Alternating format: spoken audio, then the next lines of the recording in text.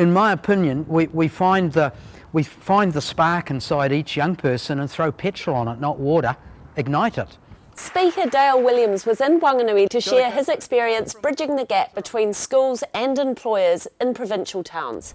It was all part of an expo at the Wanganui Racecourse aimed at raising the profile of vocational education pathways for young people. Young people are coming into jobs now that have been trained and educated. They're very IT savvy, they're very understanding of technology, and most of our industries are reliant on technology, but we still try and encourage young people to start at the bottom and slowly work their way up. Well, actually, if a young person coming into your business is already at a higher level with technology than someone further up the chain than them, why wouldn't you harness that and use it? Mayor of Otorohanga for almost a decade, Williams and the small South Waikato community began work in 2004 on a community-owned program that saw youth employment almost disappear. Every employer who employs a young person on an apprenticeship or a training agreement in my community is provided a community-owned and funded camp mother to manage that relationship in and out of the workplace for as long as it takes. Now known as the Mayor's Task Force for Jobs, the program focuses on vocational training, using council's connections with local industry to facilitate local employment. Remember I said that the national completion rates for apprenticeships across all trades in New Zealand is less than 40%.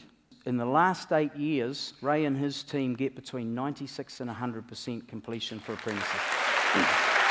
Vocational training works for everybody.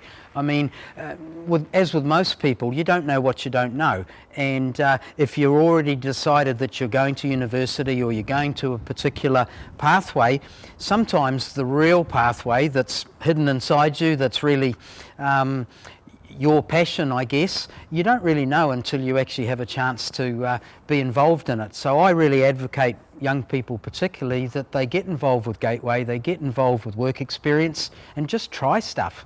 A focus on community support for the Youth to Work strategy includes encouraging youth to follow their dreams and everyone being a guidance counsellor.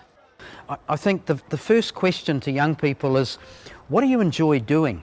If everybody left you alone for an hour, what would you choose to do?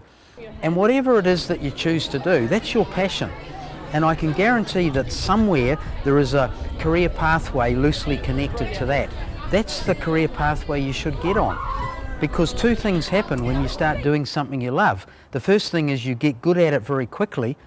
And secondly, when you get better at something than anyone else, you get well paid.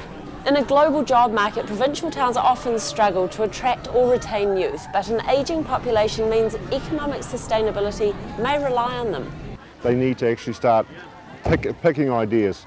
I think the statistics says a lot of these kids will have had 18 different jobs by the time they're 40. Do you think there's enough to keep kids in Wanganui? Yes, I do. I think Wanganui is one of the growth central places, but we don't put ourselves out there enough, and this is part of it. You know, as you wander around today, you'll see just how much there is in Wanganui and why the students could actually stay here. And no, it's a great place to live. For more information, contact 100% Sweet Wanganui. Dale Williams' Auckland TEDx talk, Small Town Big Change, can be found online. Georgie Ormond, Local Focus.